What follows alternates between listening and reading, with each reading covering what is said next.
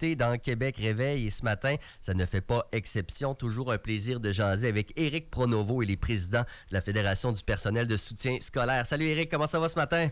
Ça va bien, Rémi. Désolé de ne pas être avec toi. Je suis partout au Québec, sauf à Québec. Donc, tu sais, là.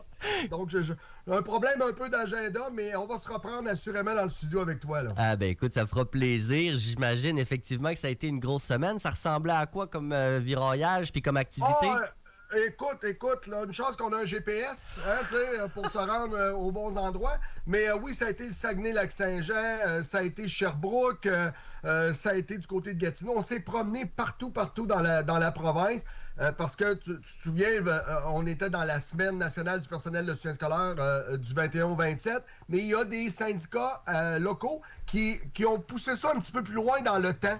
Donc, on est en tournée avec eux. Hier, j'étais avec... on représente les bus drivers, les chauffeurs d'autobus dans la région de Sherbrooke. Donc, on était avec eux autres, avec le personnel de soutien. Très intéressant. On a eu vraiment du plaisir avec eux. Tu fais donc des tournées, tu vois beaucoup de membres. Comment tu sens la mobilisation et l'esprit des membres ces temps-ci? Je te dirais que malgré toute la pression qu'il y a sur le réseau, là, je rencontre des gens qui sont souriants, tu sais, des gens qui sont encore passionnés, des gens qui aiment travailler en éducation, mais dans des contextes qu'ils trouvent épouvantablement difficiles, Rémi. Tu sais, c'est pas facile. Ils trouvent que parfois, ils n'ont pas nécessairement les moyens et le temps de pouvoir se réaliser au quotidien. Ça, ils trouvent ça très difficile. Je parlais avec nos chauffeurs d'autobus qui nous parlaient de violence dans les autobus scolaires de plus en plus, des situations où ça déborde énormément. Donc, des problématiques. Nous, ce qu'on aime à la Fédération du personnel de soutien scolaire, c'est d'aller sur le terrain, Rémi, d'aller comprendre leur réalité, d'aller travailler sur ça pour être toujours proche avec nos membres. Éric Pronovo, président de la Fédération du personnel de soutien scolaire, pas plus tard que ce matin, un article du Devoir qui est intitulé Hausse marquée des ruptures de services dans le réseau scolaire. Qu'est-ce qu'on comprend de cet article-là? Ben, écoute, les parents ont besoin d'aide. Tu sais, les parents qui ont des enfants qui ont certaines difficultés, peu importe la difficulté, chaque parent a besoin de services, a besoin d'accompagnement, a besoin de suivi. Tu sais, là, nous, on dit souvent travailler en amont, pendant et après aussi. Donc, pour avoir le temps de faire tout ça. Et je dois te dire que j'ai rencontré dans un Facebook Live qu'on fait, nous, à la Fédération, Mme Bianca Nugent, qui représente l'association des parents d'élèves qui sont handicapés et handicapés ou avec des difficultés majeures. Et elle nous disait que de plus en plus, même les parents, quand il y a absence de service, quand il y a rupture de service, il y a beaucoup de parents qui demandent des changements d'école, Rémi. Donc, pour aller trouver peut-être un meilleur service ailleurs, là, on est rendu qu'on magasine à l'intérieur du réseau, quand normalement, on devrait avoir une équité pour tout le monde. Quand on a des besoins comme élève, comme étudiant, comme jeune adulte, on devrait être toujours accompagné. Donc, ça, c'est une des problématiques.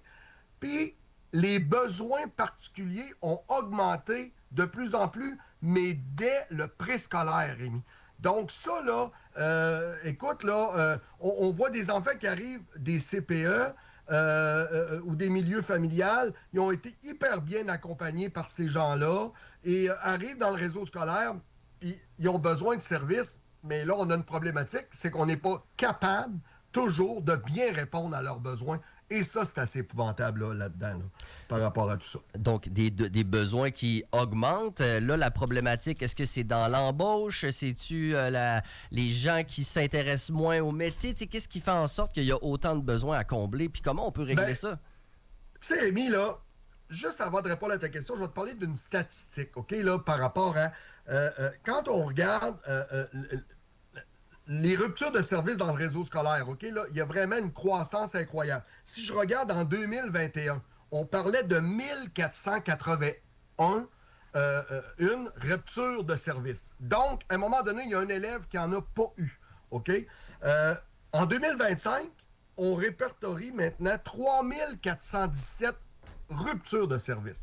Donc, ça, c'est épouvantable. C'est énormément de gens.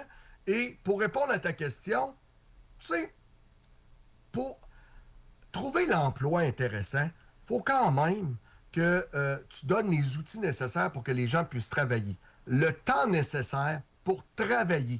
Tu sais, concertation. Tu sais, l'importance des équipes écoles. Parce que quand l'enfant arrive et que le parent arrive avec son enfant, il s'attend à être accompagné.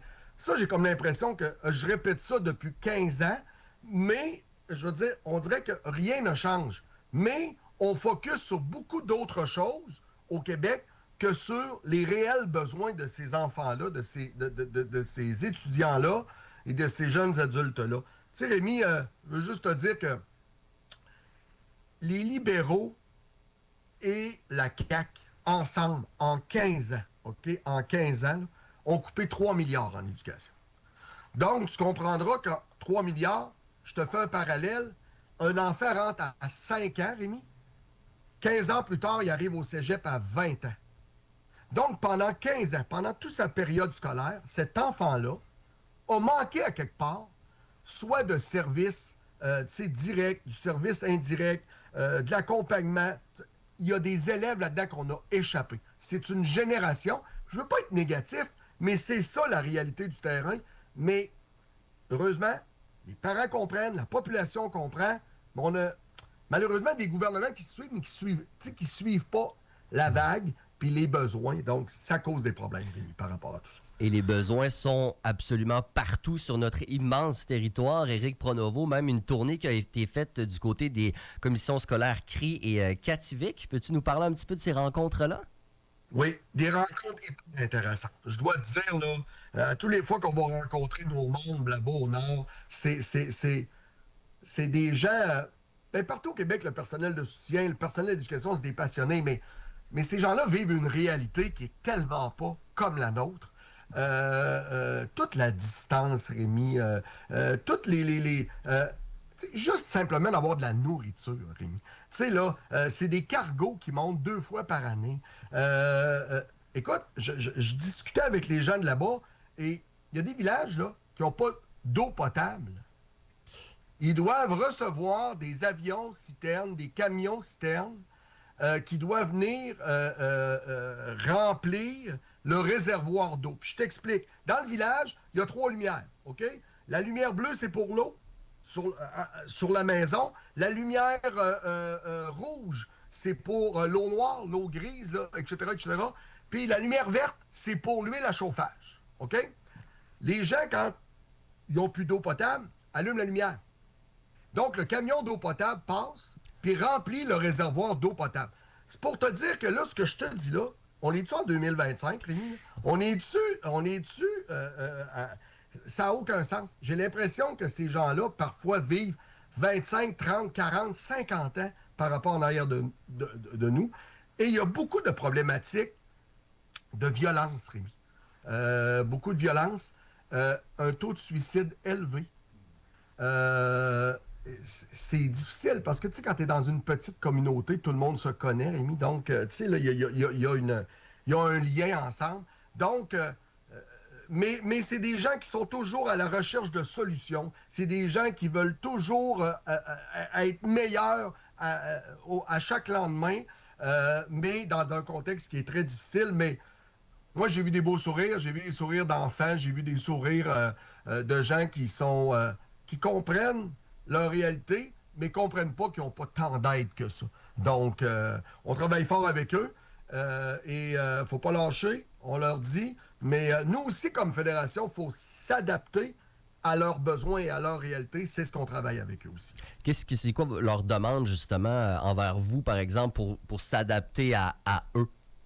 Ben, c'est drôle, ça ressemble beaucoup aux gens du Sud. Je te dirais, avoir du temps pour travailler, du temps pour intervenir, avoir des outils, avoir des gens qui ont le temps de venir travailler, entre autres, avec les parents sur la violence, les drogues, le suicide, qui a un lien avec la communauté. Mais on comprendra que leur réalité, leur culture n'est pas comme la nôtre. Mais en même temps, c'est des gens qui vivent exactement ça. Donc, ils nous demandent de travailler avec eux pour justement établir des liens, travailler en amont, créer des liens avec les parents. Tu sais, quand on dit les syndicats, là, sont là pour empêcher la roue de tourner. Quand j'entends la CAQ dire on va écraser un peu les syndicats puis on va reprendre la balance du pouvoir, on sert à ça aussi socialement. C'est important pour nous de faire ça. On accompagne nos gens. Puis moi, je dis toujours, quand on aide une personne, Rémi, là, on aide un village aussi. On aide une communauté au nord. C'est comme ça qu'on travaille. Puis c'est pas vrai que on travaille juste pour manifester puis empêcher que les choses avancent. Au contraire, on veut qu'ils avancent, les choses. Donc... Éric Pronovo, président de la Fédération du personnel de soutien scolaire. On aurait pu jaser encore 2 heures de ben des sujets, mais le temps file. On a par contre le plaisir de se reparler dans 2 semaines. Puis je suis sûr qu'on ne manquera pas de sujet. Merci d'avoir pris le temps, Éric. Au plaisir. Bonne journée à tous. Merci. Bye-bye. 8h29 maintenant sur les ondes de Sequoia. Ce temps d'antenne vous est présenté par la Fédération du personnel de soutien scolaire, CSQ.